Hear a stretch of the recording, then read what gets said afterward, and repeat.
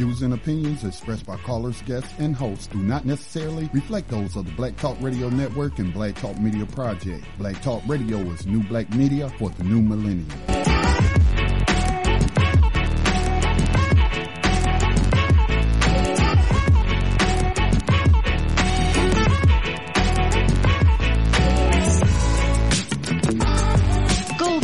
Would have had serious consequences for the world financial system, but may also have empowered the people of Africa, something black activists say the US wants to avoid at all costs. We're slicing cake.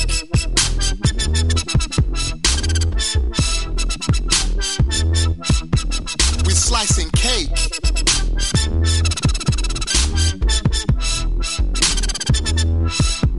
We're slicing cake. Say the US wants to avoid at all costs. We're slicing cake. Say the US wants to avoid at all costs. We're slicing. Gaddafi didn't give up. In the months leading up to the military intervention, he called on African and Muslim nations to join together to create this new currency that would rival the dollar and euro. They would sell oil and other resources around the world only for gold dinars. It's an idea that would shift the economic balance of the world.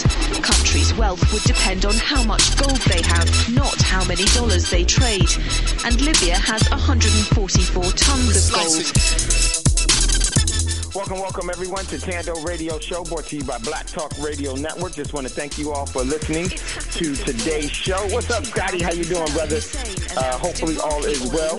Much love, much respect to everyone that's listening. Today is April the 13th. It's Friday the 13th, 2018, and we are going to have a live show for you today. At any time, if you'd like to get in on the conversation, give us a call, 704-802-5056. 704 is the area code. 802-5056 is the number, the call-in number. If you have any questions or comments you'd like to chime in, then definitely do that there. I'm going to jump into today's show.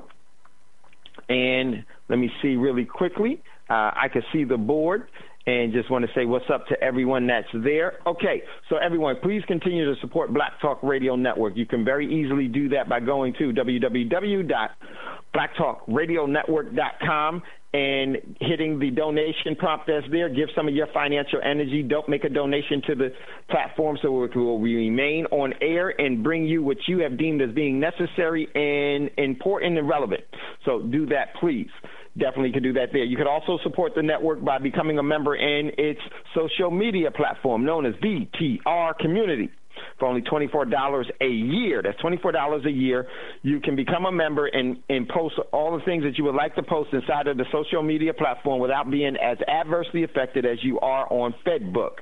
FedBook is just that. It's a book for the feds.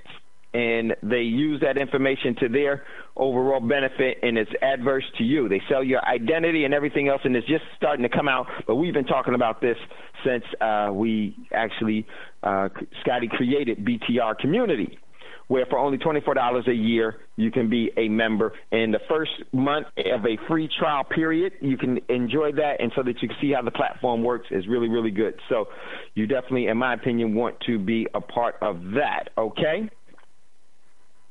So, with that being said, everyone, if you would like to acquire real money, we've been extremely busy at Prosperity Mint.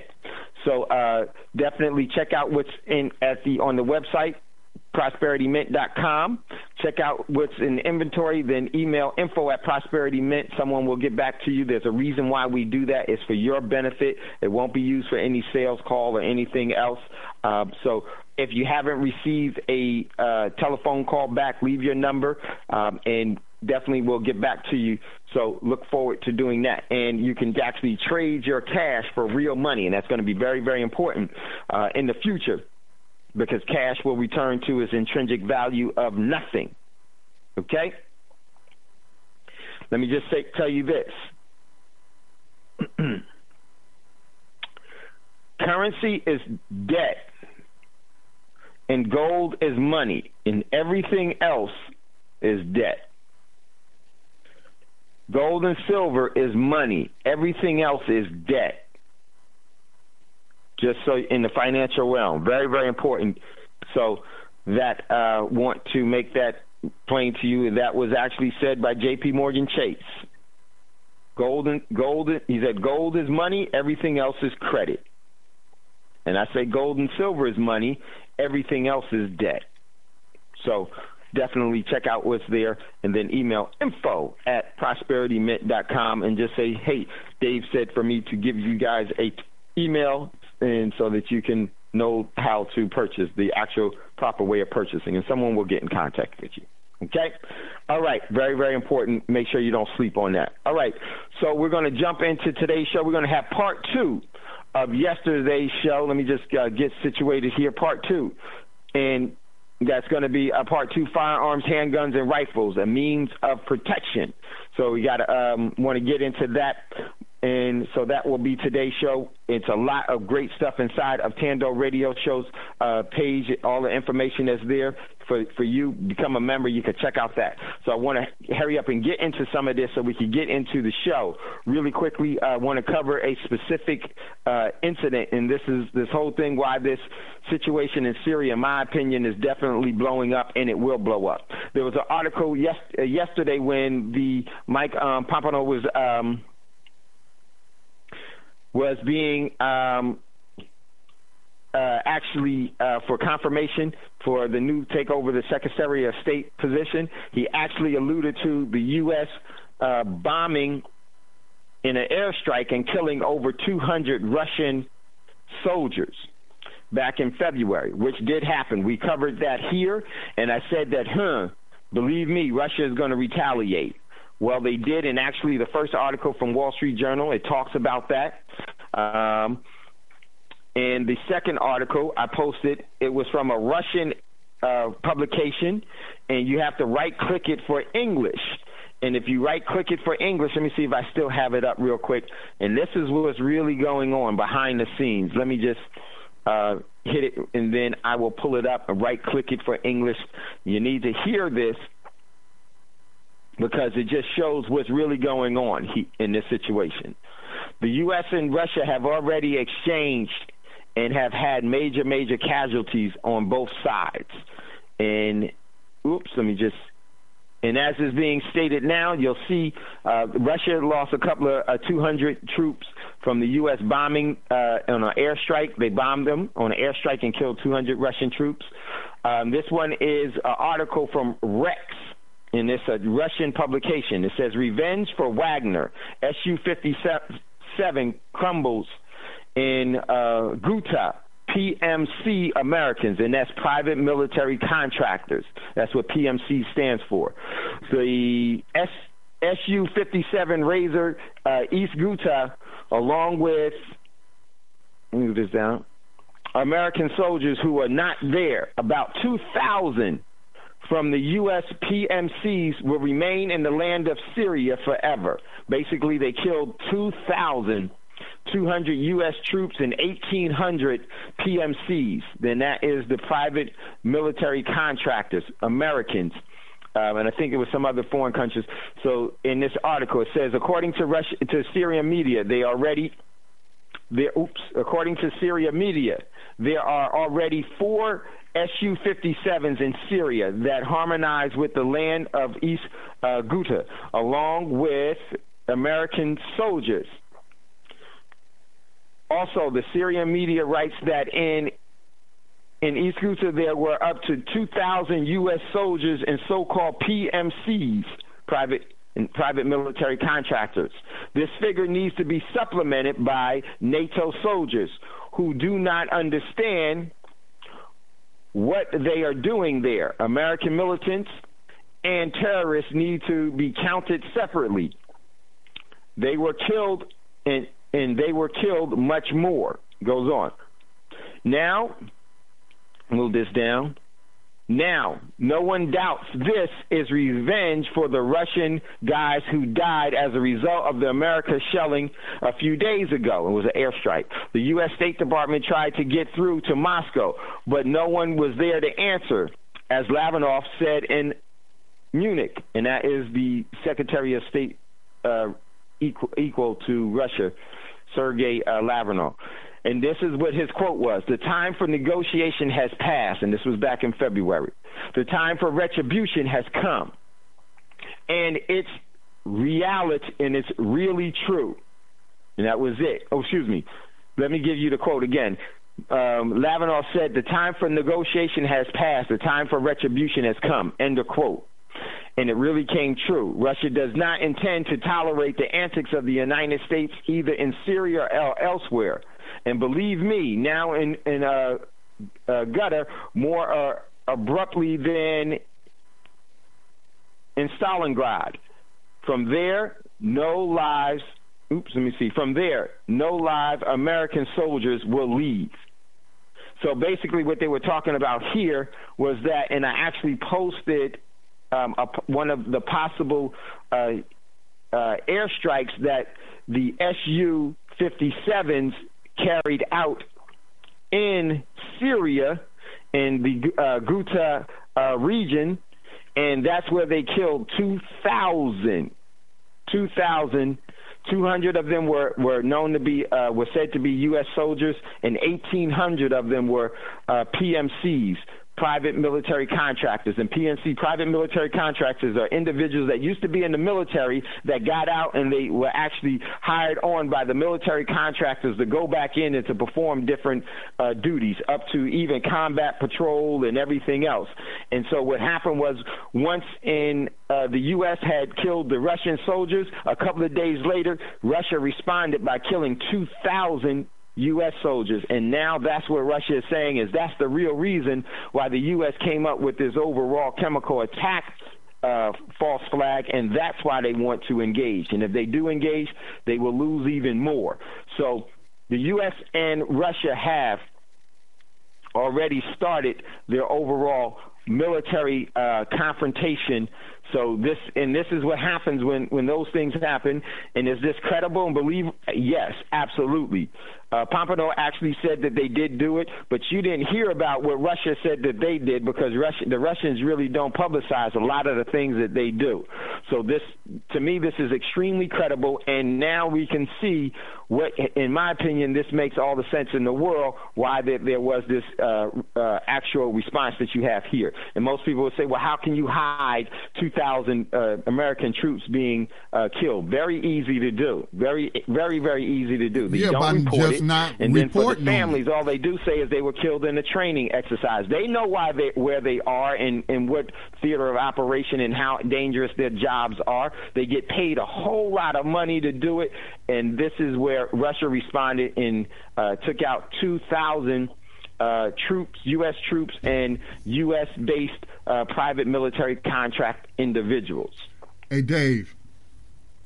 Yes, Scotty, go ahead. Yeah, I'm not sure if you saw this report. I tried to find it in my bookmarks. It came out either yesterday or in the past few days, but one of the Russian spokespersons, I don't know his exact title, I had been saying that it's likely that group, that specific group that's in that area of Syria, Eastern Ghouta, the guy who was named in other reports I had came across, who they were part of the Islamic State, but also had their own little group name, and they had used some of those people that they've been holding hostage in them cities, using them as human shields, all of the barbarity that we've been seeing. And they named in this latest report from the Russians, they named that guy and said he's behind it. Said that the UK worked with him and are behind that chemical attack. And I was like, see, I was just saying on Black Talk Radio, I couldn't remember the guy's name, that this guy, I got to find the article, man, so that I could write my piece on it. But again, this is MI6. This is also CIA, and I also would throw Mossad in there as a prime suspect. Because again, when you are beating these Islamists and rebels, whatever you want to call it, trying to overthrow the lawful government of Syria, you're beating them with conventional weapons with your allies in Russia, Iran, Hezbollah. You're winning on the battlefield. Why would you keep using chemical weapons when every time people talking about red lines in the U.S. and everybody else threatening to go in and you know, just blow this thing. Why would Assad? It just isn't it don't make logical sense, man. But the Russians named this guy. I'm gonna find that report and put it in BTR community. But they named this guy and his organization specifically, who I have been pointing the fingers at. If they want to talk to somebody, go talk to him. Yeah, you know, Scotty, yeah, in Sputnik News, they came out that it was actually the UK that MI6 and probably, as you said, all of the other agencies that were engaged that caused this. There's an article. We have evidence of UK's role in staging. With the white helmets. For the as well. Yes, the white helmet. Yeah, mention the white helmets, but no. The terrorist group, the Islamic group that the CIA and MI6 and the United States government, UK government been supporting, saying Assad must go, you know, talking about some regime change. This guy, man, I'm telling you that he is the one who used them chemical weapons to try to frame the Syrian army or whoever. Yeah. Yeah, and I posted inside of the chat, Scotty, that one article from Sputnik News. So check that out when you get a chance. And Scotty, there's a real short 2-minute YouTube video. It's right under where I said peace, LA. It's real short, and it just. And I'll commentate it. Let me just pull it up because it's going to be talking and it's got subtitle. So that we can hear, and this may have been the actual. I tried to find, and I think I did find the actual airstrike that scraped the U.S. soldiers and the PMCs in Syria that was carried out by the Su-57s. Which is a terror to the U.S. Military because the capabilities of that multifaceted strike aircraft, and pretty extensive, and they really hammered, and so I could see very easily how they could lose 1,800 so easy. I'm gonna play that real quick when you get a chance, Scotty. It's 2 minutes long, but let me finish what's in the news, the first part of it. Then we'll get into today's show. Very important. This is the whole setup. The war has already started, and it can't be pulled back now. Can't be pulled back now. The only thing that can stop this from happening is if the U.S. is allowed to save face, and they do, because the U.S. is pretty much done either way. If they don't do it, they're done. If they do it, they're done. So this thing is really blowing up. So next article that I thought was very significant was that, and just to augment that, Yahoo, U.S. military killed a couple of hundred Russian in airstrike.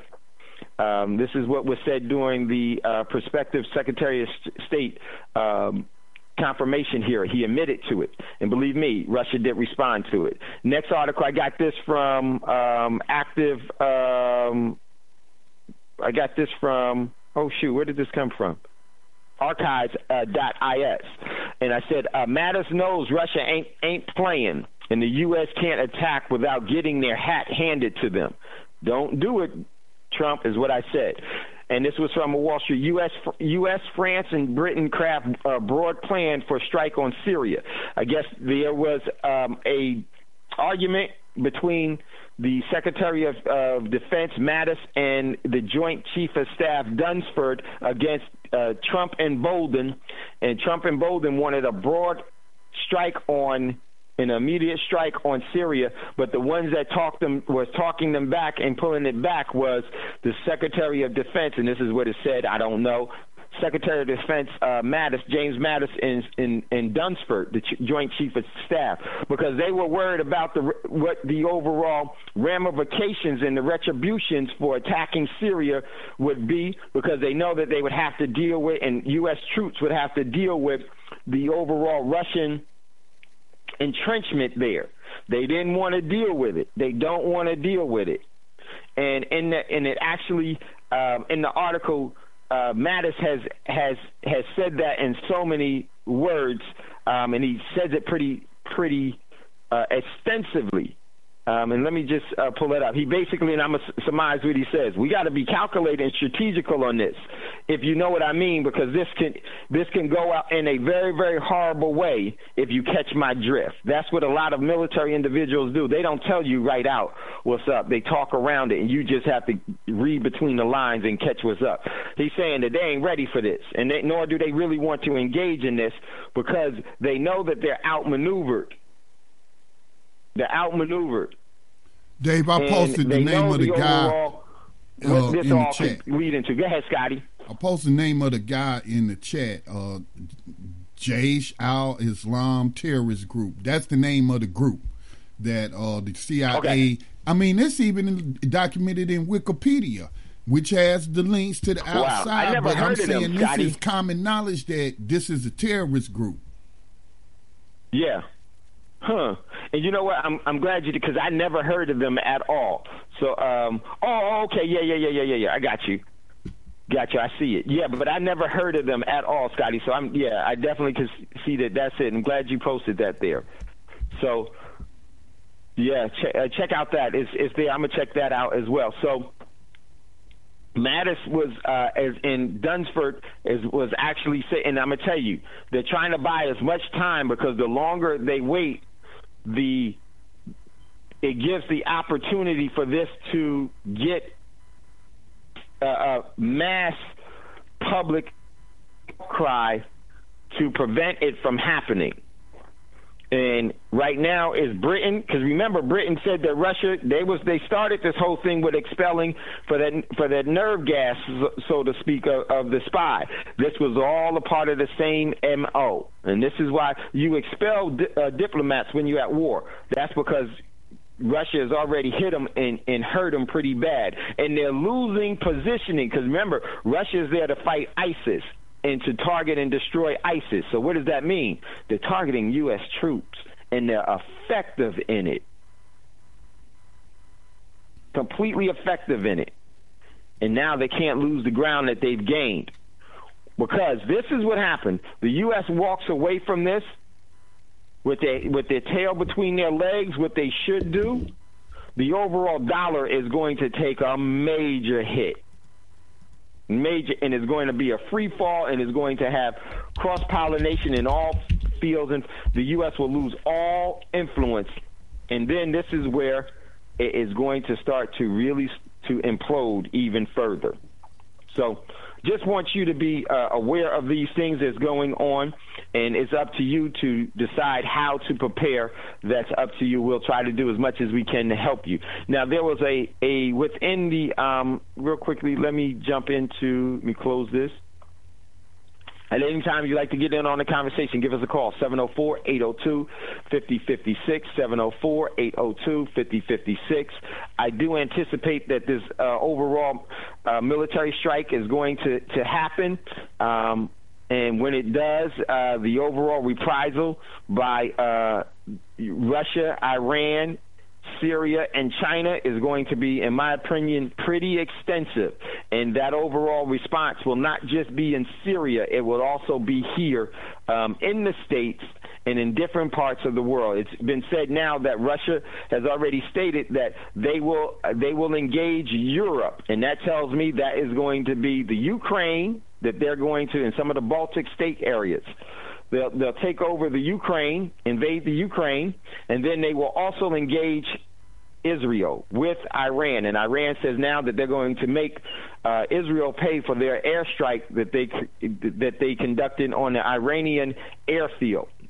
And so they were waiting for the appropriate time. Now they're going to do it, and they're going to do it with Russia's help. And I'm going to tell you something. Israel can't withstand any form of bombardment, cruise missile attack, caliber missile attack, or anything else.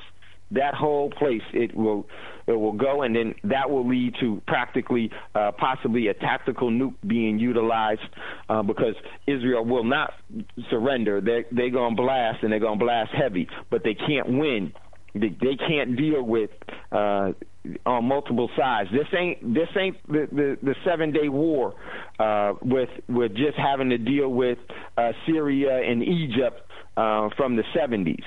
You're talking about Iran with the overall augmentation help of China and with the overall direct support of Russia.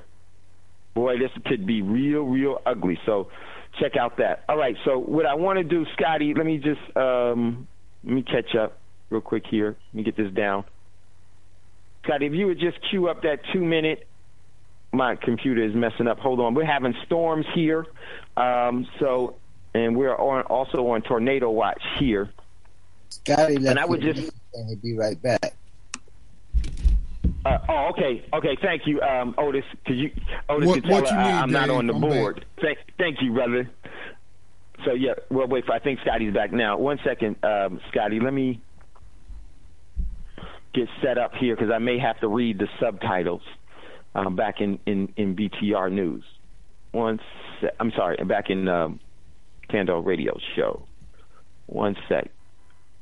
I can read the subtitles, Dave, since it's right in front of me. You can do the subtitles, Scott? Okay, yeah, because we having power outages. And I just want to say this real quickly, everyone. The East Coast has been experiencing power outages sporadically.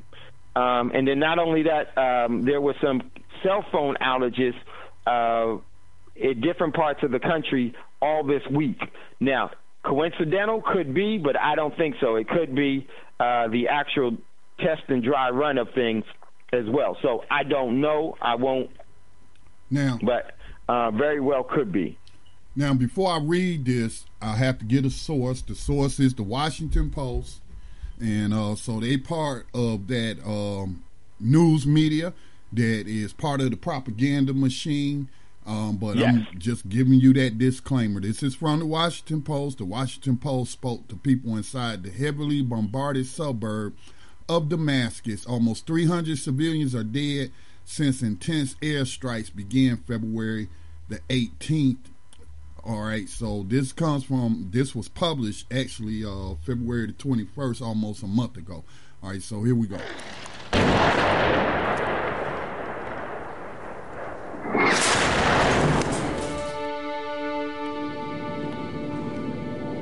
Since February 18th, almost 300 civilians have died in ongoing airstrikes.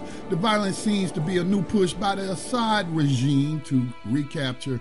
Hold up, man. They going too fast. The area has been controlled by rebels since 2012 and besieged by Assad forces since 2013. They're talking about Eastern Ghouta. This is where these terrorists, that organization that I mentioned, it has been controlling, using human shields and all, but Washington Post ain't gonna tell you that. They're gonna say it's rebels. صباح الخير أستاذ كيفك شو أخبارك هلا والله الوضع جدا سيء.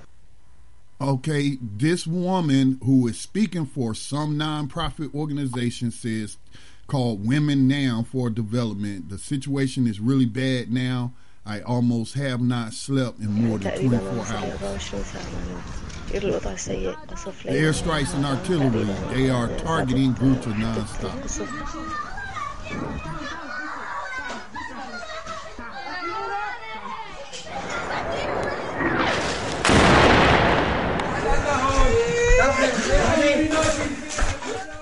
حصار شديد. The siege is very intense. Everyone is in the basement. أسلحة تستخدم للمضاد الأقذية. This is somebody from the Syrian American Medical Society. There are many cases where people were buried in rubble. Okay. Now, while I'm talking, there is 3 types of this is a quote-unquote Ghouta Media Center activist. Drones, helicopters, and Russian jets.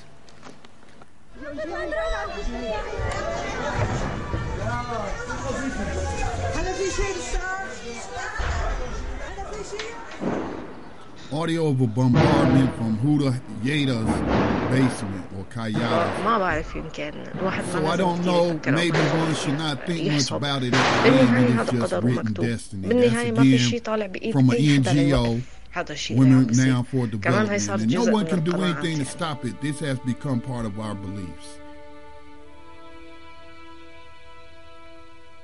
So if you want to know who funding these groups, just look them up. All right, Dave, that's it. Yeah, and I wanted to I showed that because inside of Ghouta,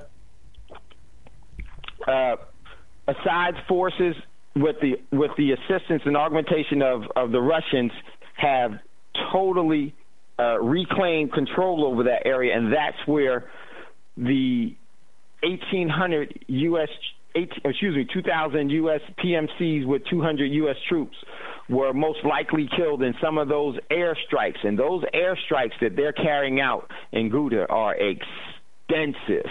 I mean, Scotty can look at and you can look it up on YouTube yourself. You can look at Ghouta, the area. It is a complete war zone that has been actually reduced to nothing but a real combat rubble zone. Exactly. Hey, Dave, just the point that was being made, the people who were speaking that the Washington Post, showcased in a video, they talked about conventional weapons, right?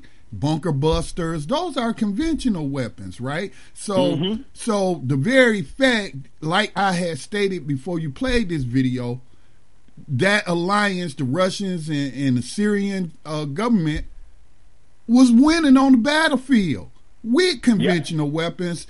Why would they use chemical weapons? Exactly, it makes no sense. Scotty, exactly. That's exactly the point. Is that Ghouta has already been won completely. Now, who would use chemical weapons? You use chemical weapons it's a poor man's nuclear device. You use that when you're losing. And they haven't been losing Ghouta. They've taken back control of Ghouta. And the Russian control in the skies over Ghouta, now this is the overall actual part of the truth that's probably what's really going on. Now, I wanted to also, for you to see this. Now, this may not be popular, but I really don't care. If this war expands, and I think it will, has the greatest chance to expand than any other war between the U.S. and the United States, because never has the U.S. and the United States or U.S. and Russia been at confrontational arms where they're exchanging fire on each other. If this goes, let me tell you something, ladies and gentlemen. Ghouta could represent a city in the United States. Parts of the United States could end up looking like Ghouta because of the capabilities. China's capabilities, Russia's capabilities with Iran and with North Korea, who have extensive capabilities in the cyber field. You could have major cities in the United States in the same position, and I know that's hard for Americans to believe because you never lived through anything like that. It's never happened before. But I'm going to tell you something. In this type of world, in this type of setting, your whole lives change drastically. Just the overall concussions from airstrikes are damaging, extremely damaging to the body. You actually go into shock, and there's so many things. Look how everybody was shocked at 9/11, and that was a 2 buildings or 4 buildings in a confined zone. But look at the overall horror and shock that caused for the people that were there. Imagine. This is why the U.S. is in a position of disadvantage. The citizens, we are in a great position of disadvantage. And this is what I meant by we're soft. And we really need to get control over everything and stop allowing people that declare wars not having to fight wars, people that write laws not having to obey laws, people that create debt not having to pay it. This is the price Those individuals, those people in Syria, had nothing to do with this. And though there was 2,000 troops and 200 Russian troops that was killed, how many of the Syrian people have been killed? I'm going to tell you. Just in the beginning, first 3 years of this overall confrontation, over 500,000 people was killed. And this started in 2009. And this 9 years since then, actually, some of the cities, I think Ghouta had a population of 23 million. I'm not quite sure. I think it did. Or a very, very high number. I forgot what it actually was. But if that was the case, that means practically a tenth of the population, and now it's probably moved up to a quarter of the population has been killed in this overall confrontation. This is what happens in war. The countries don't lose. It's the people of the world that lose. The citizens lose. The everyday people that had nothing to do with the confrontation, had nothing to do with it at all. They were just caught in the crossfire because that's the real target. And this is why people here in the States think it can never happen here, because we're thinking from a naive point of view. You're thinking that there is such thing as a United States that has a military to protect you. They have these weapons of war and weapons of mass destruction to use on you, and you're no different than the people of Ghouta. They don't respect you that way. This is what keeps them in power. So they're going to exploit the peasants and the peons as much as they possibly can. And there's a great sacrificial lamb that's waiting to be brought to brought to the altar of slaughter, to pay homage to their paganness. And that is being the people here. And this is how you get from Ghouta to New York, Boston, to Dallas, to Los Angeles, to Chicago. Yes. In any city that they choose. Yes, go ahead, Brother Otis, go ahead.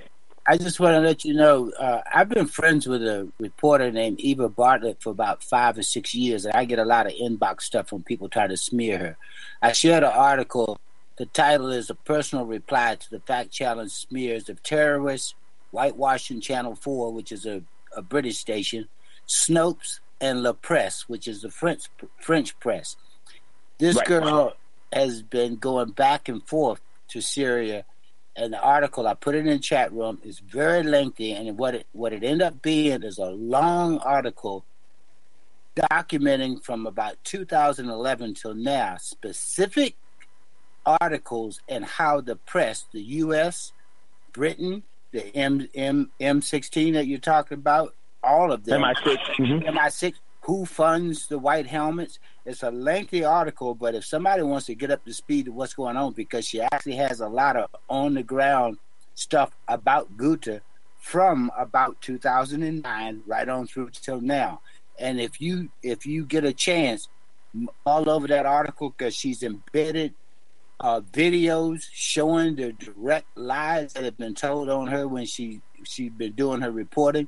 And I just wanted to let you know, if you go to that article, it's lined up with everything you've been saying over the last 2 years. So it's a really good article for anybody that wants to try to get a handle on how we've been deceived about what's going on in Syria. I mean, she got interviews with actual Syrians, and she goes through, because they've been having a smear campaign on her, she actually goes through this article on videos that have been put up from 5 or 6 years ago and deconstructs them. And it goes through word for word almost for what you're saying. I'll mute myself. It's tight. Yeah, I will definitely check it out, Otis. Thank you, brother. I will definitely check it out. And my man, L.A. Ramon, posted something that I think is really, really critical. L.A. Ramon posted, the advertising to recruit our daughters has a powerful propaganda campaign by promoting the story of the first black female brigadier general. is going to get young black females amped up. And I'm going to check that out. It's from the roots. And that's the overall design, is to get a land without men that's conquered, meaning someone comes in and takes control of your resources, takes control of your culture, takes control of your lives. A land without women is barren, meaning you don't exist. And they're going to send our young daughters. This has been the overall propaganda. This has been the actual objective for a very long time, because this is the depopulation program at its best, is to get your daughters on the battlefield. Even if they are not killed on the battlefield, they will be unproductive. Let me just tell you this for how this works. I remember in my days in the academy, some of the women that were in the academy with me, they were under so much stress that their cycle stopped.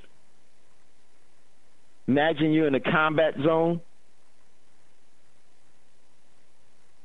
Imagine back home. Imagine the women that are in Ghouta. The stress is so much. The human body is so precise. The human body says it stops the cycle so that she cannot bear a child, to bring a child into a stressful, combative environment such as that. That's not conducive to a healthy born child.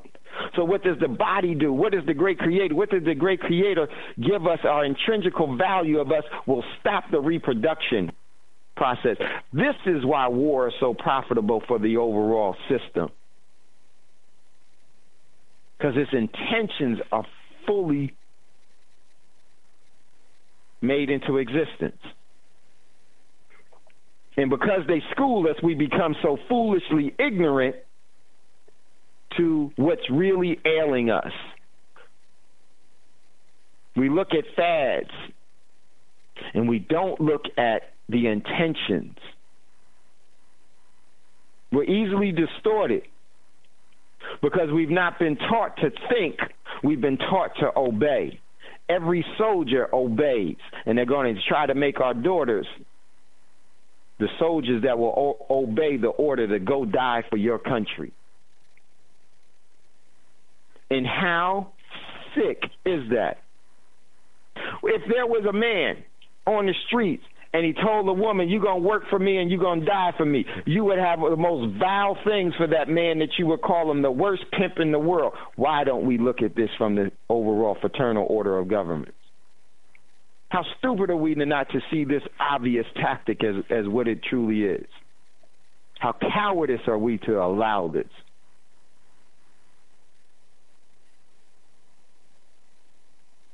This is the intention.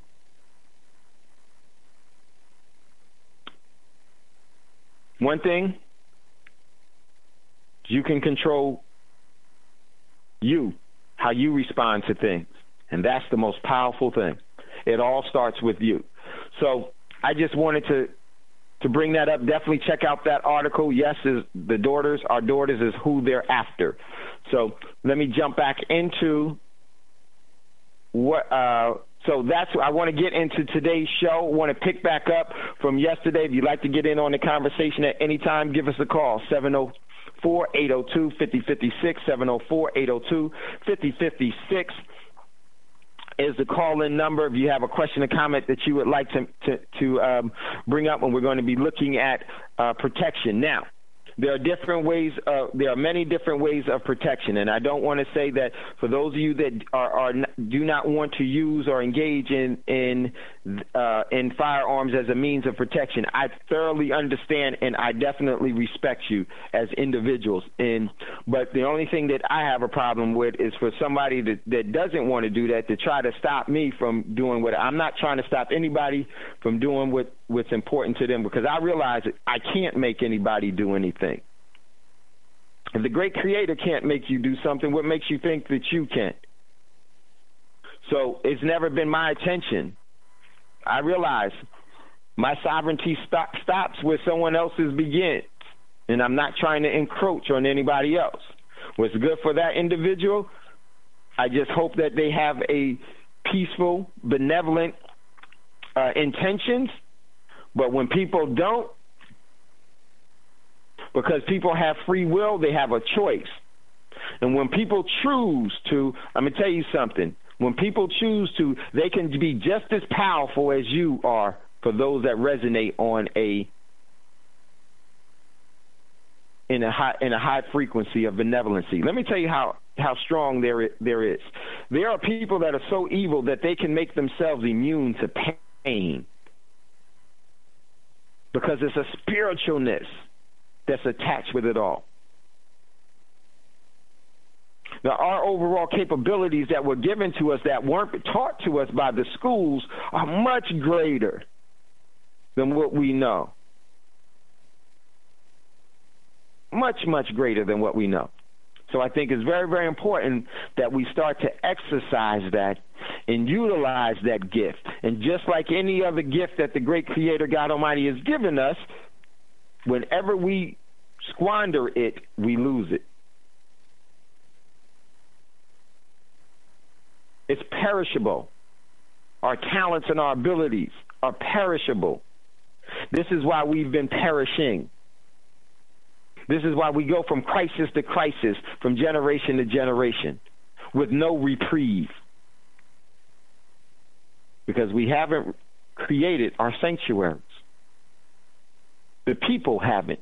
They've looked towards a leader to build it. And the leader is going to build a sanctuary that is going to fortify their overall rule over you. And that's it. So, today's show, we're going to get into part 2 of the firearms thing. And I just want to say before we get started, now, I do not know everything about firearms and things of that nature. No, it's not what my intentions are. To try to come off as that, or if, to portray that. There's a lot of things that everyone should be learning. I just know from my overall life experience that it's my whole adult life has been around firearms in some form or another. And because of it, I see the actual leverage that tool gives an individual in the means of protection. So I want to go over some of those things for those of you that would like to get into firearms. I know that's important to a lot of people. And I would definitely, a lot of the show when we talk about firearms, the first people that I think about with firearms is I think about our women. I think about not our women, the women. Our women, I'm talking about our women and our families, our mothers, our daughters, and I'm not saying any form of ownership or subordination when I say ours. So I think about the mothers, the daughters, the sisters. And so one of the things that I would say for us as men, and if you have a spouse or a partner in the house, and she is as a woman, her physical stature may not be able to do the things with great ease that you do. So I want to make everything as practical. One thing that I say about a firearm in the house, everybody in the house should be able to use that, because if everyone in the house can't use it, then you better hope that the overall adversary or the challenge will come when you're home. And there's no guarantee that it will happen that way. There's an old saying, in battle you can only run as fast as your slowest runner. When you're in battle, you can only run as fast as your slowest runner, because then you're leaving people behind. So you never want to leave our family members behind.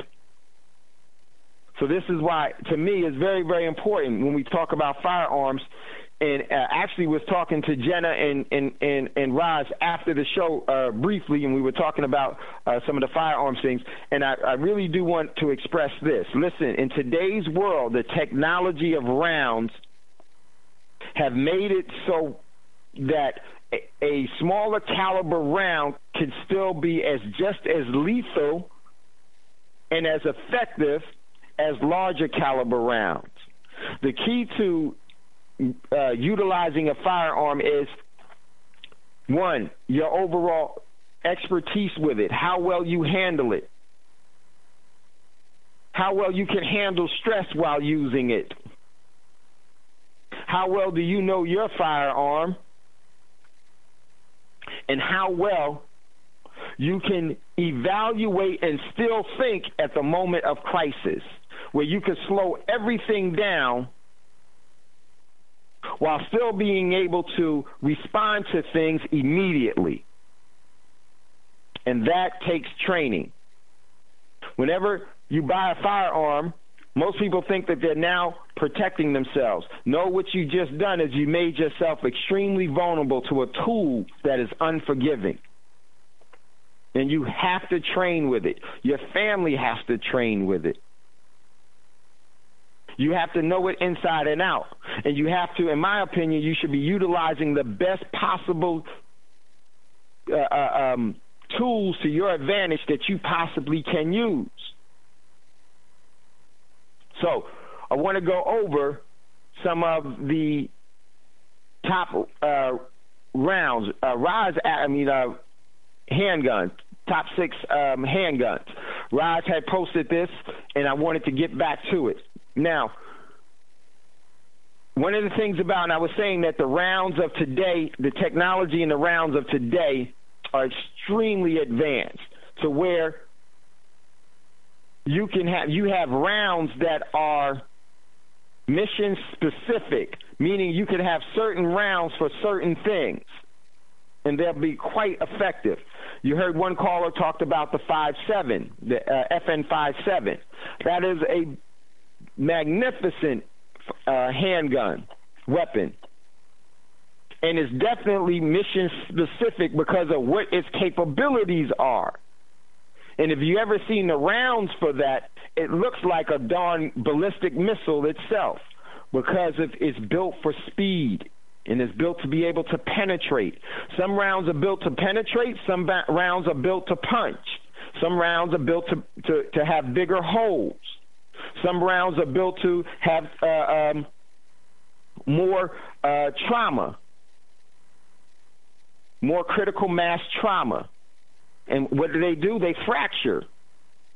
You have some rounds that come off as soon as they hit the body, they spread out like blades. And then some fracture and everything else. The rounds of today are far more advanced of what the rounds were of the past. So now we should be using that to our advantage. Now, your wife could be able to, or the women in our lives can be able to defend our homes even if we're not there effectively, and not have such an overpowering round or shell that knocks them down. And then not only that, if they fire those type of things and they don't have the physical stature to use them, they're not going to use them. And they're not going to be able to practice with them. They're not going to be able to have tactical training with them. They're not going to be able to be effective with them because they're not going to want to do it. It hurts. So the recoil of the rounds is very, very important. Extremely important. So I want to go over some of the things that we should be employing to protect our homes. When it comes to a firearm, I will just say this, a handgun. For those of you that have a handgun, and for those of you that carry a handgun by way of a CCW or whatever, whenever you carry a handgun, there's a great responsibility that you have. And that responsibility is never, ever, ever to get into a fight. Because you can't fight when you carry a gun. Because now you're in a fight for life. You should always be walking away from and running away from confrontation. You only use a firearm as a last resort. And I want to give this example really quickly. Trayvon Martin really showed that he was actually murdered by how the whole thing went down.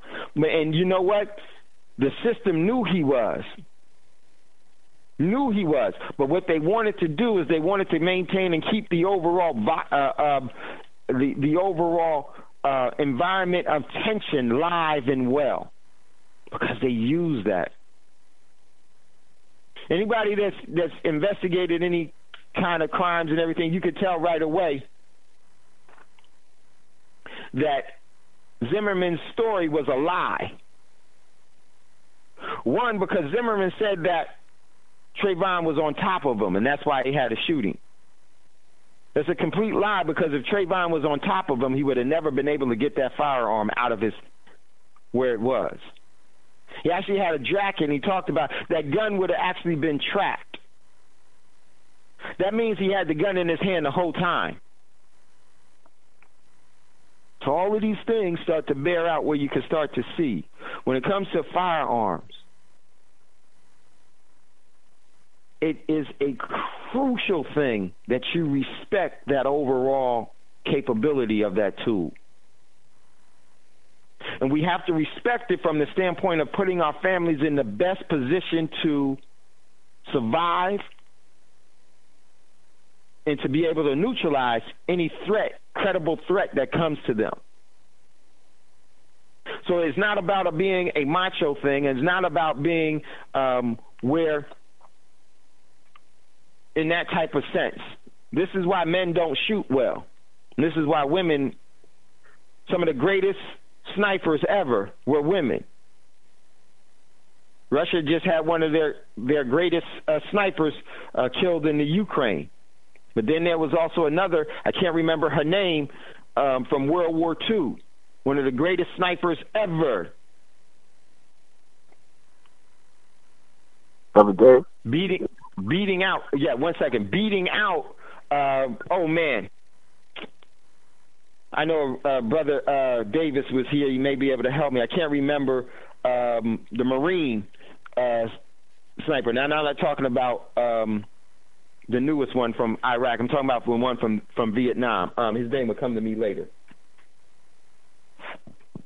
These women do very, very well when it comes to fire. Like I said yesterday, I've never seen a natural shooter that happened to me a male. Every natural shooter that I've ever seen and ever worked with were women. Far beyond. Because they don't come with an ego when it comes to fire. They come to learn. And they do really, really well. But we got a caller in queue real quick. Then we're going to get back to these rounds. But before we go, I've overstated. We got to get ready to go to a commercial break. Real quick, Rise, hold on 1 second. Listening to Tando Radio Show, brought to you by Black Talk Radio Network. We'll be right back after this quick commercial break. You are tuned in to the Black Talk Radio Network. For podcasts and live program scheduling, visit us on the web at blacktalkradionetwork.com.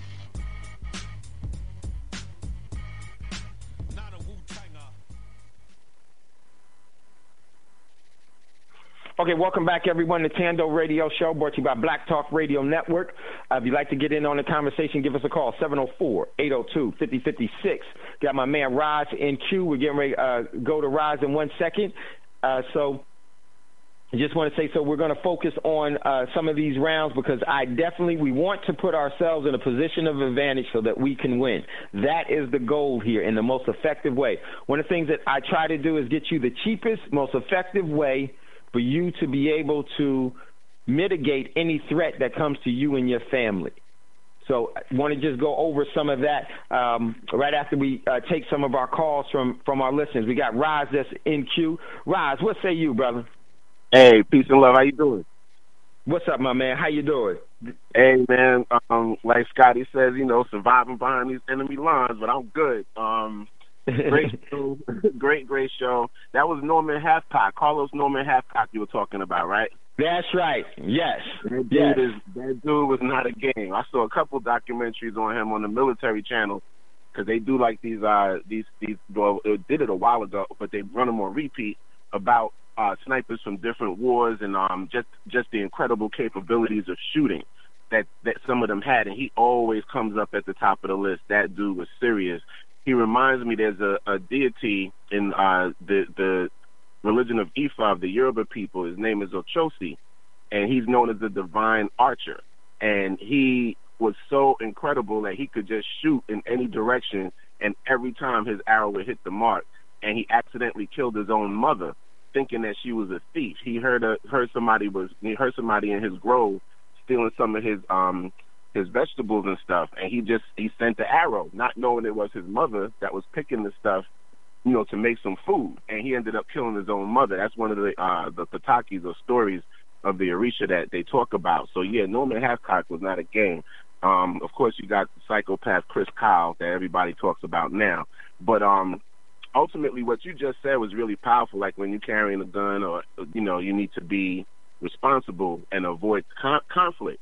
Now, I just say if you're carrying any weapon, you should be avoiding conflict. Because I stay with something on me. You're not gonna roll up on me, but I do that. I guess I live that the exact life you're talking about every day. You should be avoiding conflict. Because it's important. It's life saving, and on both sides, especially as black males, because all they have to do is be in fear of us, and things could change on a dime. So the idea is you want to be sensible about things, but also be prepared, because I've always said it, and I even told my family that, I said I go to New York every day, and I said, if you see me on the news for anything and I'm dead, know that somebody tried to get at me and I had a hand of mine, and I'm not going alone. So I made that crystal clear. So, that's what I'm about. You're not going to come up on me and think it's going to be sweet at all. I don't come from that time frame, and that's not my pedigree. So, yeah, you got to be very, very wary when you're walking around with anything. Whatever it is you choose to carry on you, you should be trying to avoid conflict at all times if you can. Earlier in the show, you were talking about the situation with the U.S. and Russia and Syria and all these different countries, and it just reminds me of the victims have turned on the bully.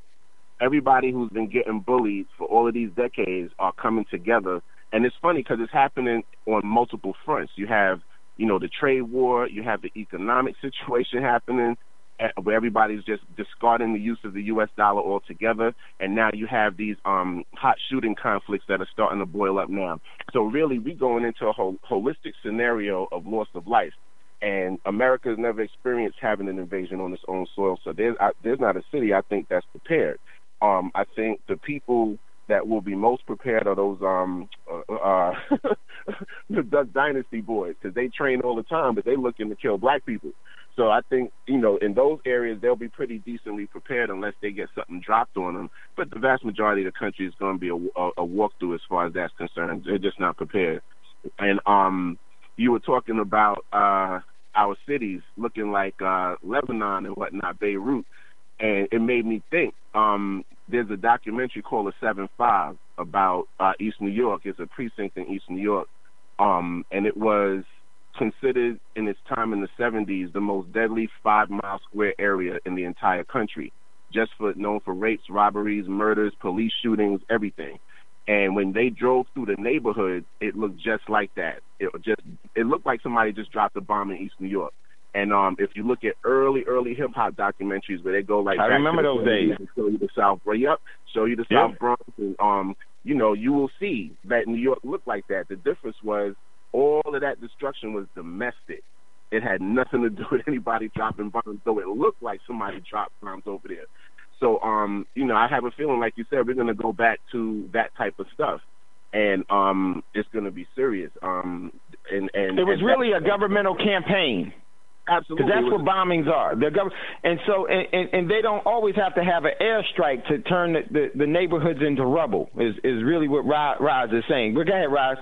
Yeah, and the thing is that during that time, that's when the gangs were the law. So it's going to go right back to what you talked about with the black market and all of that. And back then, in the 70s, gangs had integrity, so they would protect their neighborhoods. They would, stop rapes and things. You couldn't rape people in certain areas. You would be killed for it. It was just the way things were done. And they couldn't trust the police. And the 7-5 is exactly about not being able to trust the police and how corrupt they were. They were considered like the most corrupt precinct in the country at one point, and that's what the documentary is dealing with. and the exposure of this particular cop that was at the top of the food chain in regards to corruption. But ultimately, it's going to go back to that now. It really is. It's just that I don't think people have realized we're already there. We're just not seeing it as far as the effects yet. But everything is psychologically going back to that already. And the crazy part is now they have even more technology to maintain control over people. Whereas in the 70s and stuff, there was no such thing as cell phones. There was no such thing as cameras on every corner and satellites filming you and artificial intelligence being able to pick your face out of a crowd. None of that existed back then. Today it does. So it is going to be very similar, but also very different, because people aren't going to be able to act with reckless abandon without there being repercussions like they used to in the past, because things have changed. So it's going to be interesting to watch all of this stuff unfold, and hopefully, our people are prepared, so that we can survive this and get things done where we need to get things done, and shift the system in a different direction. So with that, I'm going to mute myself and just say, great show, brother. Peace and love, and peace to you too, Scotty. And much love, Raz. Always add a lot of content to the overall show. So just hold on, Raz. So, it's so true what Raz was talking about. We're fundamentally there, but the technicals haven't displayed themselves yet. We're already there. Fundamentally, we're there. Been there for a while. The technicals haven't displayed themselves just as yet. And so, with that being said, I want to go over some of these rounds. Or handguns, okay? And now I posted inside of BTR the overall ammunition, handgun ammunition that I consider the best on the market right now. And the reason being is that, and it was Underwood ammunition. And Underwood has, in my opinion, the most lethal and effective and efficient rounds that the market is making right now. And I would definitely say when it comes to defending yourself, you should have the best technology that you possibly can have. Yesterday I talked about, just get a reliable handgun. Some people prefer Berettas. Some people prefer Glocks. There's different reasons that people prefer things, because some things fit people's hand better. It sets their eye up better. They like it because they bought it, so it's the best. But what happens is that if you get a reliable, the technology within the firearm systems is really, really minimal. The technology with the actual, with the rounds, with their overall capabilities have been really, really minimized. But the technology of the rounds themselves and being as effective have been much, much better. They have rounds that are designed to do certain things. There are rounds that make a cavity bigger, hollow point rounds, full metal jackets. You have fractured rounds that actually fracture out. One of the things that I will say is that some of the rounds that you'll start to see now is you'll see lead-free rounds that are cheaper.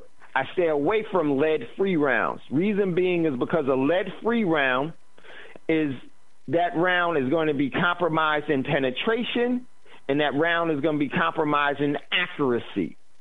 Okay, because it's one of the things about a round, once it goes off and the projectile leaves and the bullet leaves the casing in the barrel, the weight of it is very significant for its overall kinetic energy and being able to penetrate the environment. Most people don't know that you actually, in long distance shooting, that you have to put in the overall rotation of the earth into your equation to being able to put a round on target from a very long distance.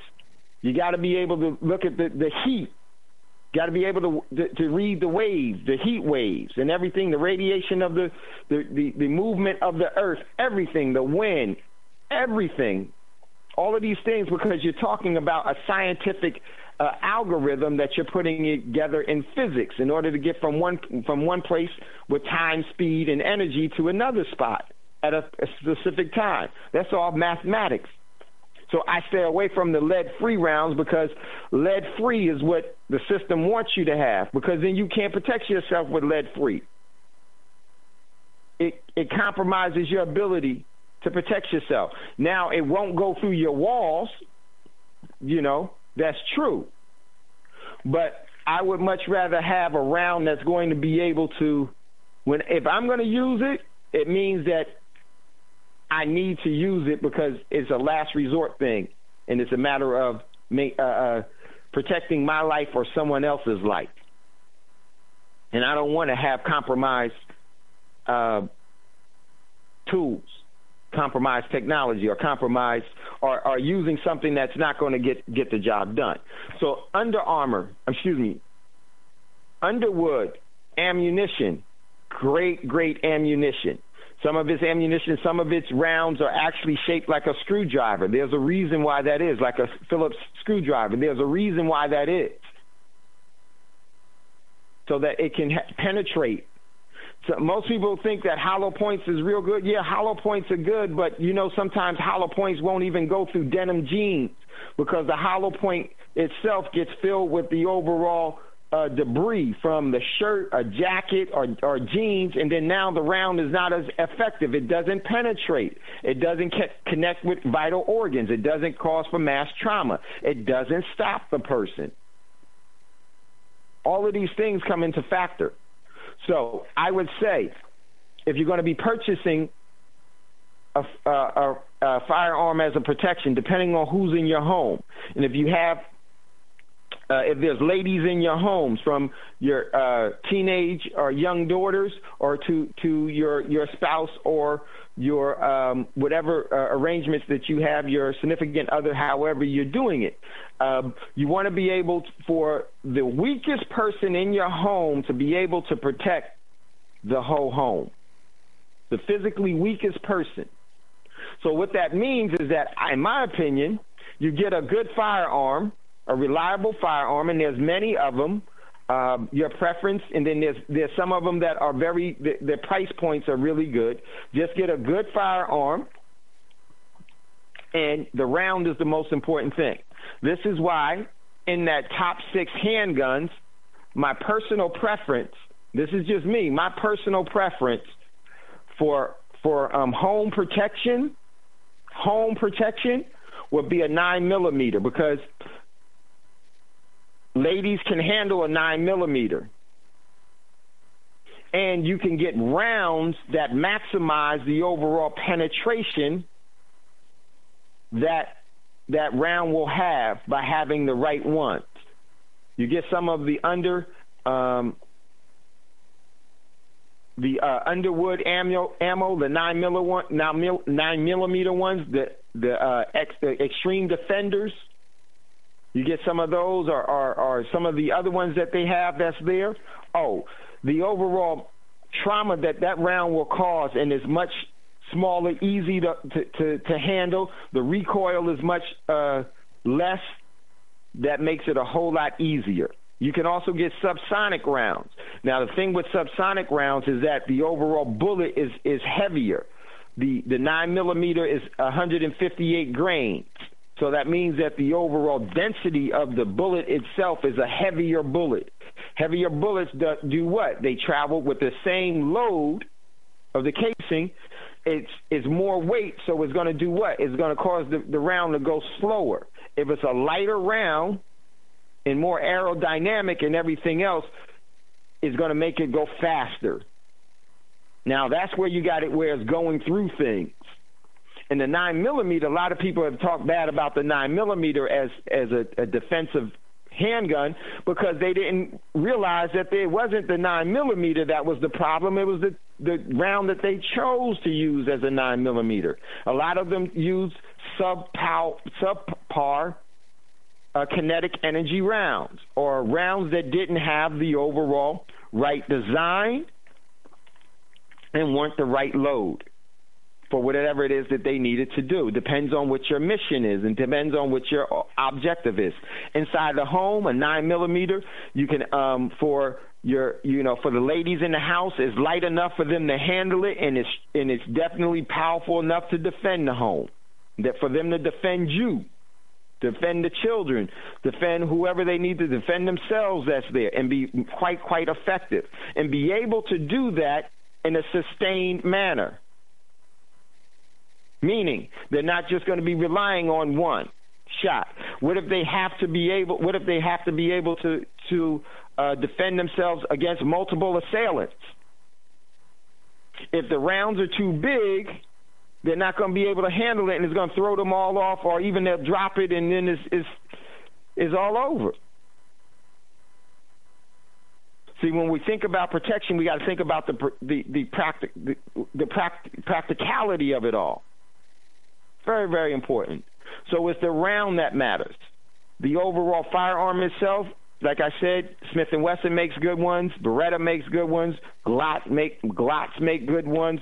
Walters makes good ones. All of the leading ones, they make good firearms. They're all relatively reliable. Find the one that has the best fit for your eye, your hand, the weight of it. And you can choose and what happens is that you can get some with different magazine capacities that will lighten the load. You can actually lighten the gun by modifying the overall firearm, by actually cutting parts of it out. It's going to cost you a little bit, but that is going to make it more effective. You can have the trigger adjusted, everything. You can customize a firearm for your home protection. And I'm going to tell you, a 9mm is very, very effective in protecting your home if you do it correctly. What I would do, if I was you all, some of the things that I would do is that I would look for, if you have homes that are families with you and your wife, or you have young children or teenage children, your teenage daughter, then you could get a 9mm. And with the Underwood ammunition, you can go to the 9mm, get one of the Extreme Defenders or even Extreme Penetrators if you can find them. Now, these rounds are going to cost a little bit more, but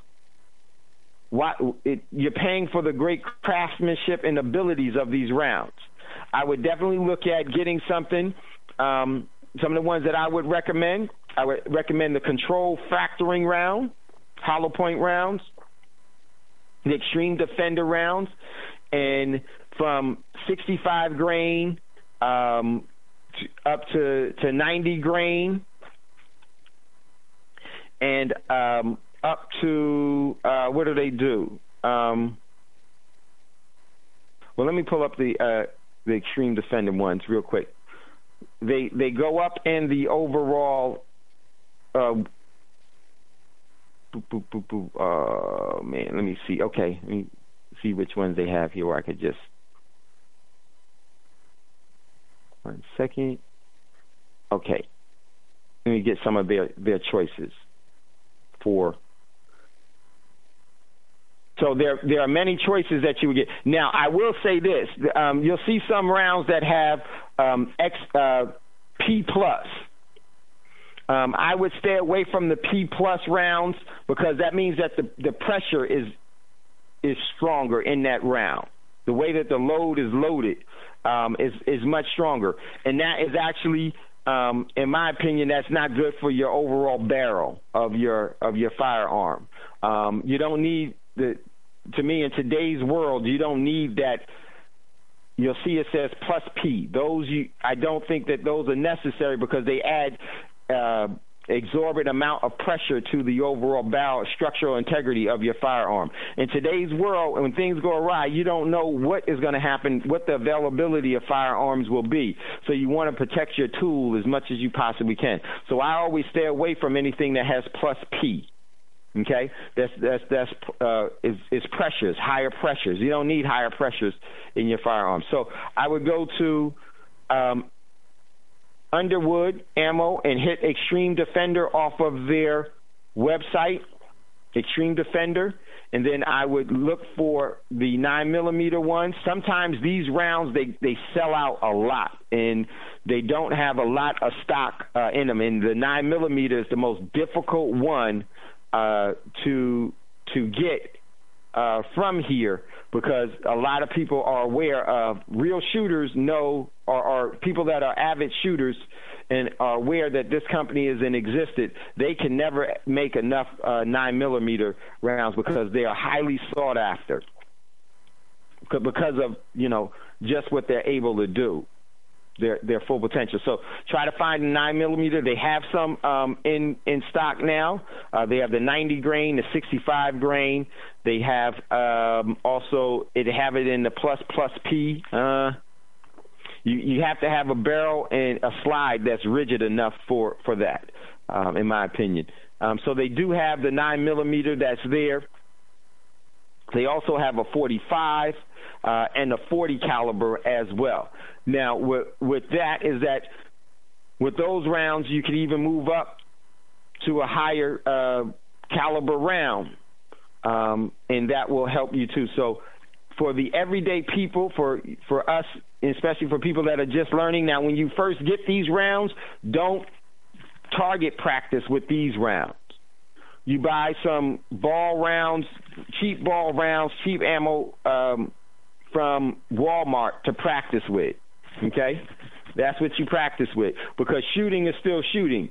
These rounds aren't going to act a different way with the nomenclature of the firearm. So you just practice with your training rounds, but when it comes to defend, when you get home, you take out your training rounds and you put your defensive rounds in. All of these are defensive rounds.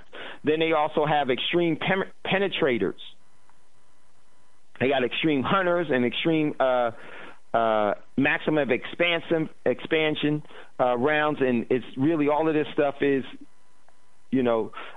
specific to what you need to do.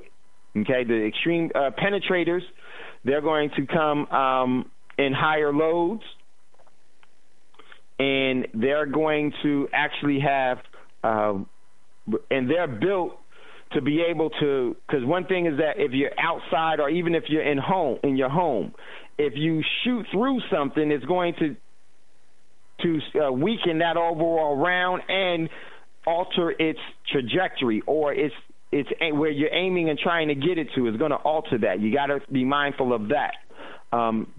So all of these things, anything that hits that round hits is going to start to slow that round down, and that is going to take away from its accuracy and its ability to penetrate. Well, the extreme penetrators are actually designed and built to be able to go through the elements of wind and go through any debris such as tree limbs, leaves, and other things, and jackets and everything else. The Extreme Defender is as well, without changing its overall velocity or its kinetic energy upon impact. Okay? So these are great rounds if you go outside. Okay? These are great rounds for outside.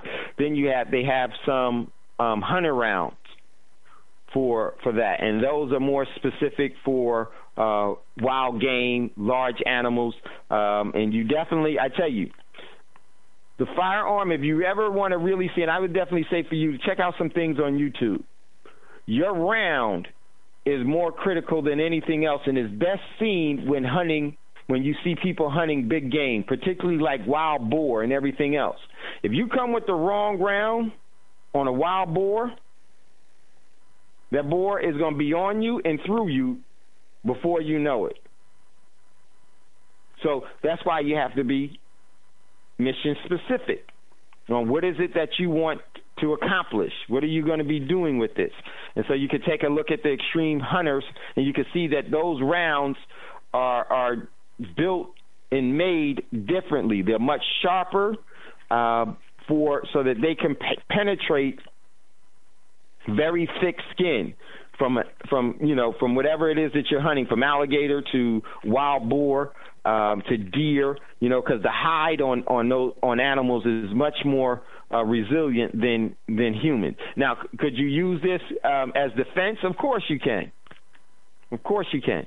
but I would use this for more of what it's designed for.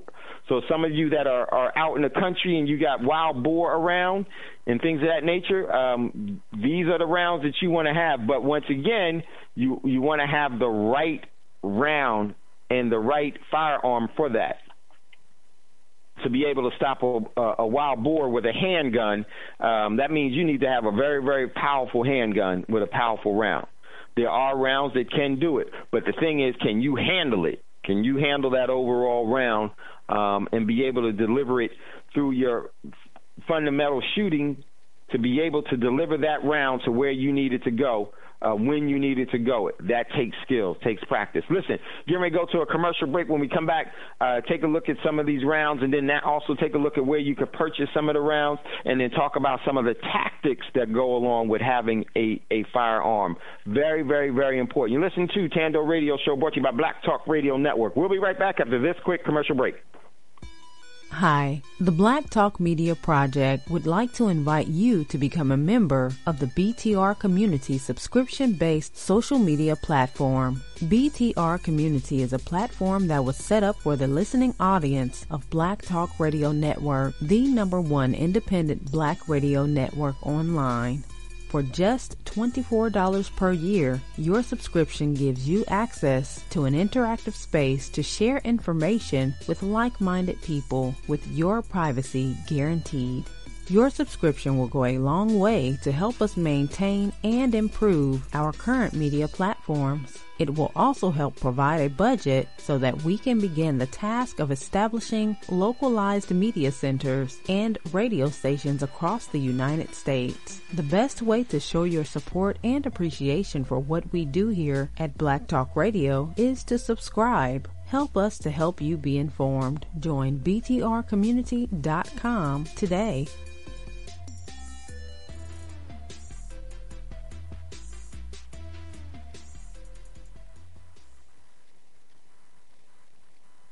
Okay, welcome back, everyone, to Tando Radio Show, brought to you by Black Talk Radio Network. If you'd like to get in on the conversation, give us a call, 704-802-5056, as we go over some practical home defense rounds. So the article that Raz posted, it was the best survival guns you want to own, and they have the rounds, meaning the gun goes along with it.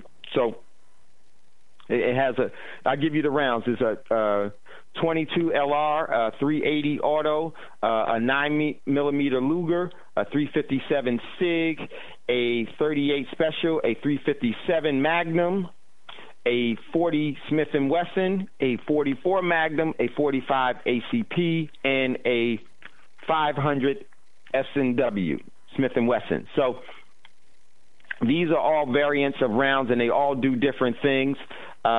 But the difference between a 9mm round and a 40 round and a 45, there are some differences in the overall ballistics of the overall round. But if you can shoot well, then the rounds will do exactly what they were designed to do. If you can stop someone with a 22 or with a 9mm, then you're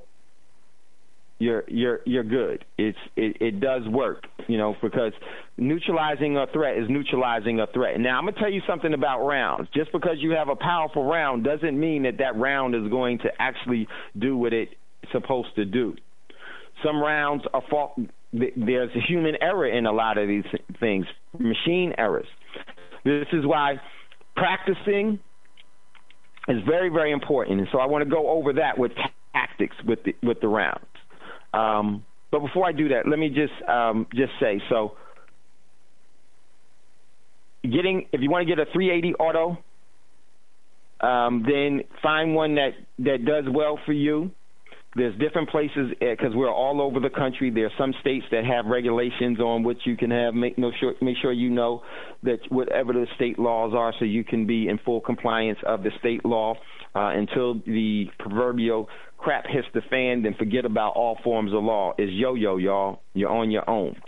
So keep that in mind. Find out what's best for you. Shoot them. See how they feel, the recoil and all of them, and then build your overall shooting skills from there. But I would definitely say that, for home defense, all of these rounds are really good. But I would also say that having something like a 500, if for the men, having a 500, saying, I protect my home with a 500 Smith & Wesson. I mean, that's cool. It will work. It definitely will work. But what if you're not home? Somebody else in the house needs to use it. Can they use it? So, very, very important. 45 is a great weapon. A 44 Magnum is a 40. All of these are good. There's different opinions about why you would use this, why you would use that. If you use the right round, all of that gets mitigated, because the rounds of today, if you get the right ones, they do the job. They won't fail you unless there's a faulty one. This is one of the reasons why I really do advocate having a semi-automatic, because you may have multiple assailants. One round may fail, or you don't know the person's clothing may deflect or stop, some of the rounds. I tell you what, those underwood arms, doesn't matter how big of a jacket they have, that's not going to stop that round. Doesn't matter how thick their overall denim is not going to stop that round. That round is going to penetrate that. Other rounds won't do it. And it's so funny, in the shooting world, some things you'll be surprised. You would think that a 45 would have more penetration than a 9mm, or you would have the 9mm is going to go further. And man, when it comes to shooting, as soon as that round leaves the barrel, physics change sometimes. Conditions change, and it all deflects. So that's why having good shooting skills, one of the things that I've learned tactically is that you never just rely on one shot. You use a series of, for me, I was taught that you use a series of 3. And because there's a lot of things that can go wrong, you can miss, a round can be deflected. I've actually seen a person that was shot with a 45 in the head, and the round just hit their head and bounced around, because people's dynamics are different. And actually a 45 hit him in the head and went around. Didn't penetrate the skull. And a 45 is definitely supposed to penetrate, but that round didn't. It could be because of the kind of round it was. So tactics in shooting. Make sure, I would say, if you're going to learn how to shoot, make sure that you get shooting instructions from the best possible person that you can get. Because there are different tricks, there are different degrees of teaching, there are different experiences that people have. You want to find the most experienced person that you possibly could find, and the one that has the best teaching etiquette for you. Everyone is different. Everyone is different. But I would definitely say shooting is extremely easy, but is made difficult by trying to correct bad habits that people have already come together. Worst thing that you could ever do, in my opinion, is to watch movies to learn how to shoot. Because what it's going to do is going to establish bad habits that will prevent you from, or will take you much longer to become a more efficient, effective shooter. Now, what is an efficient, effective shooter? Just because you can hit a bullseye with a handgun, with a firearm, doesn't make you a good shooter.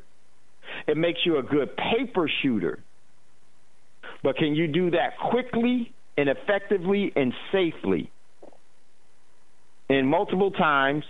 And can you do it while you're moving? Can you do it with one hand? Can you do it with your weak hand? If you're left-handed, can you do it with your right hand? If you're right-handed, can you do it with your left hand? Can you do it with your left eye and your right eye dominant? Can you do that? You got to go through all the scenarios. And I'm going to tell you, it's going to take thousands of rounds to get that good.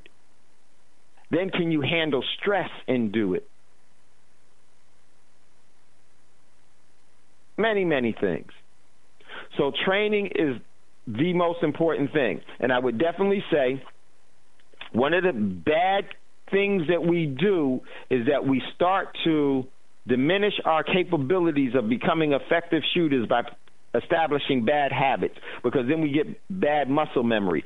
A lot of people will shoot and try to look to see where their round is going over their sights and everything else. They never uphold proper sight alignment and sight picture.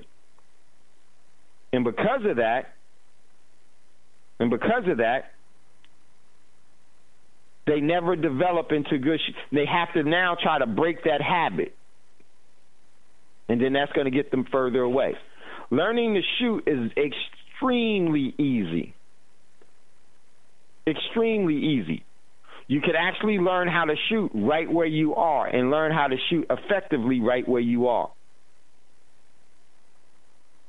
It's just one of the things that we need to be taught properly. It's proper sight picture and proper sight alignment. And you can look these up on YouTube and everything on what proper sight picture is and proper sight alignment is. Proper sight picture is this, is that your sights is on the target and it's on the target where you want that round to go. But how to get there, most people don't know. And I'm going to tell you what I mean by that. Proper sight picture means that you're not focusing on the target that you're trying to hit. Most people think that in order for me to hit the target, I got to be able to see the target as clearly as possible. No. If you're a good shooter, you never, ever want to focus on the target that you're hitting, that you want the round to hit. See, that's a misnomer.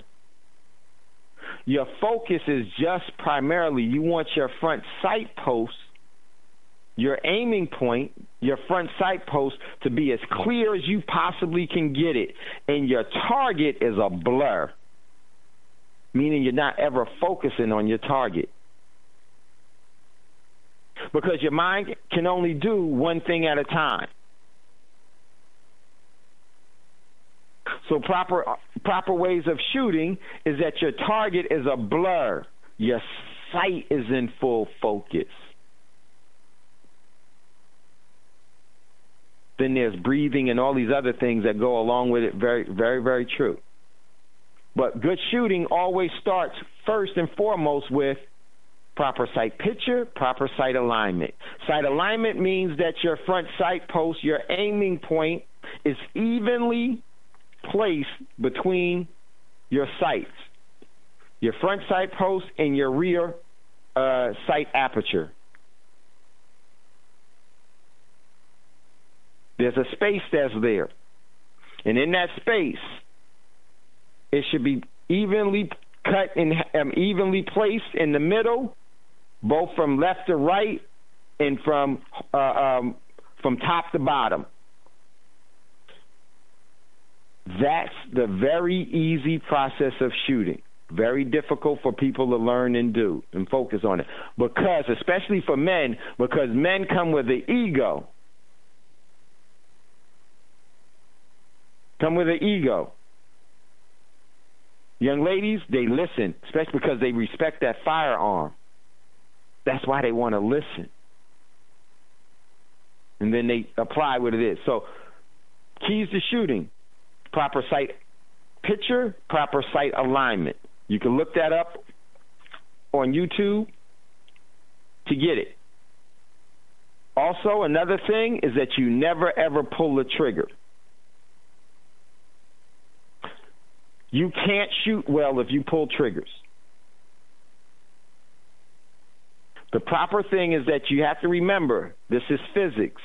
Everything that you add, every jerk, every misplaced pounds per square inch, every pull, every push, every movement that you apply to that overall firearm is going to be represented in that barrel and then that overall round. Where that round is going to go true to where that barrel is if that firearm is properly functioning. You never, ever pull the trigger. Once again, we get taught all the wrong things. You hear people say, pull the trigger. No, you never pull the trigger. Pulling the trigger means you miss. You pulled it. You've destroyed your sight alignment and sight picture. You destroyed the mathematical equation that you put in to get that round to go where you want it to go because you pulled it. Some people shoot with Kentucky windage from 2 yards and 3 yards and 1 yard away. Being funny, Kentucky windage is a form of a way of shooting. But you can't have Kentucky windage 1 yard away. You're pulling it. But some people, that's how they learn to shoot. That's how they do it. If it works for them, cool. Very, very well. But pulling is always a bad thing because pulling, you're never going to pull the same amount all the time. Means you're going to miss. You're going to miss. And trying to pull at distance, you can pull and get away from it from 2-3 feet and still be on the target. But now, when you add distance, every degree that you off is magnified by the speed and distance that you're trying to make up between. So you never pull a trigger, you squeeze a trigger. And you also want to stay on your sights until the overall firearm goes off, the pistol or the handgun goes off, and it's a surprise to you. It's a surprise to you because you're not focusing on it. If you ever focus on when is it going to go off, when is it going to go off, that means you're going to jerk. You're anticipating it going off. That means you're going to add another equation to the overall equation. You're going to add more to the overall formula of success. You're going to add degrees, and they're going to be off. I've never seen anybody anticipate well, and so shooting is something that's a discipline that you have to learn. You have to do it with you have to do it a lot, and you have to have, in my opinion, have good fundamental training that then you can expand on with good fundamental tactics. One of the most important things with shooting is that we never put ourselves in the same condition that we may have to find ourselves in shooting. What do I mean by that? Tactics. When you get into shooting, you want to shoot in a way and practice shooting from a position of advantage where you're behind cover and concealment instead of out in the open. Because out in the open shooting is different than having cover and concealment. And there's a real discipline that comes with out in the open shooting. That's why tactics with a handgun is so important.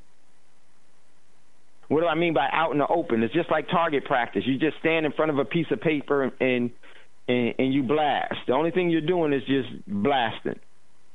Getting familiar with the overall recoil and the sounds of the gun and everything else, and everything else. You know, you could do some elementary or fundamental work on some fundamental things, but paper don't shoot back at you. Paper don't try to hurt you. Paper don't try to harm you. So, but it's a good start. I would definitely say that open shooting and the right tactics is not probably what a lot of people know. And I would say this. Let's say you're in your home and you find yourself in a position where you have to, the person that you're trying to protect yourself from, and you have a firearm, they have a firearm, you're trying to protect yourself from, you don't have cover and concealment. Guess what the rule of thumb is? First person that blinks lose. And what I mean by blink is that, and you have to be trained this. Don't try. So I'm not gonna say that because I don't want to give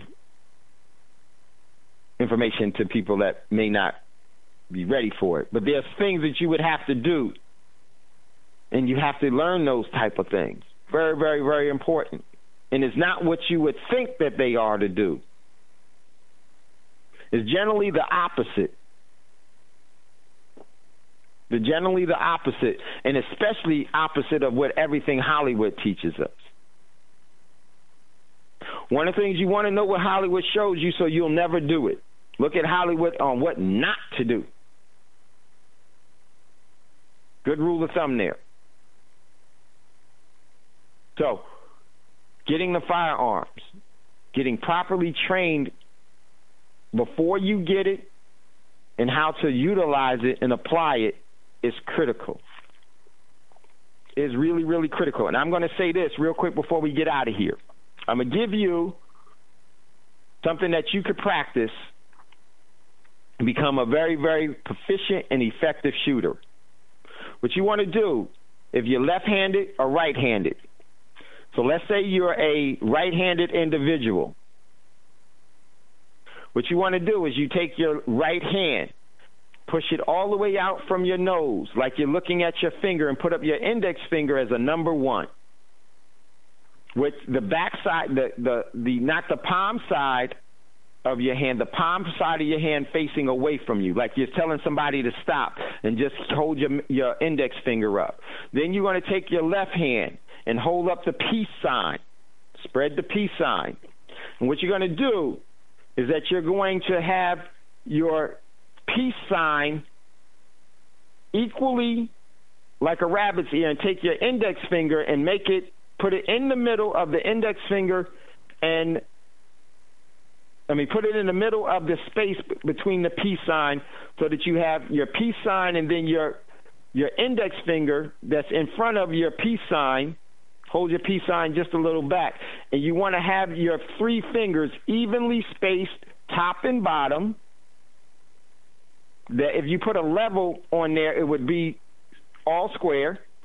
And you want to equally space from left to right. That represents the front sight post, the sights of a handgun. That's what most handguns sights look like. Now what you do is you put your finger in your peace sign, you put your index finger on something that you would consider your target. And what you do is that your erect finger out front, you focus on that, and whatever it is that your target is, in the background, it's a blur. And if you can focus on just only the finger and having your target blurred behind it, and you can discipline yourself to only focus on that, you have just started to becoming an expert shooter.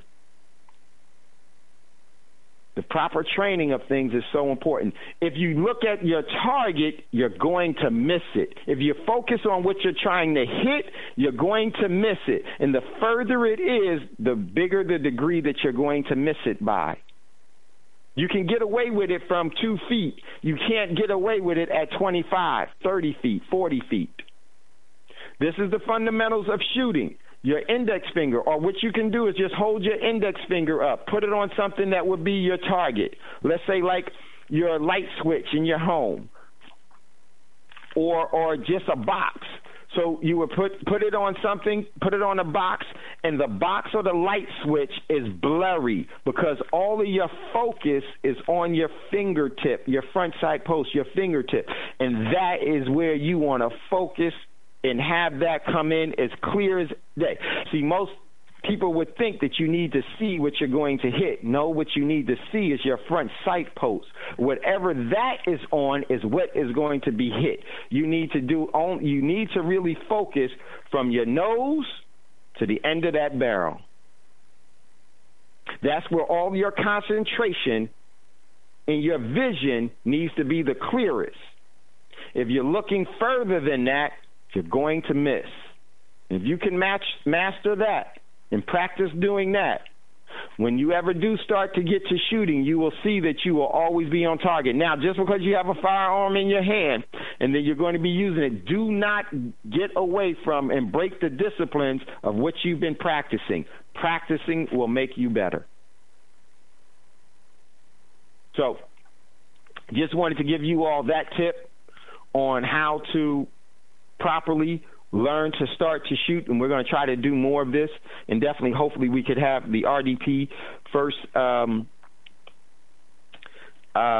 training day with you all in firearms instruction, and so we could get you to doing and practicing this. So I just want to say thank you all for listening to Tando Radio Show. Much love and much respect. Scotty, have a great weekend. My man Roz, thank you, brother Otis. Thank you, brother Braggs. What's up, Jenna? Much love, much respect. And it's never goodbye. As always, we'll see you later. And before you ask for a fortune, ladies and gentlemen, always give one away. Much love, much respect. Brother Braggs, you'd be so kind to chime us out. We'll talk to you soon. Peace, peace. Much love and respect.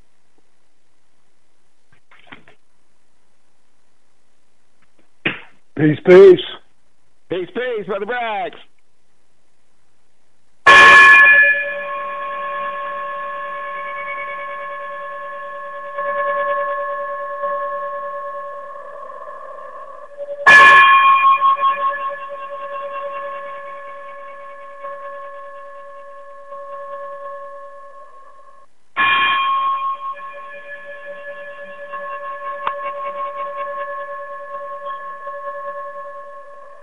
Gold dinar would have had serious consequences for the world financial system, but may also have empowered the people of Africa, something black activists say the US wants to avoid at all costs. We're slicing cake.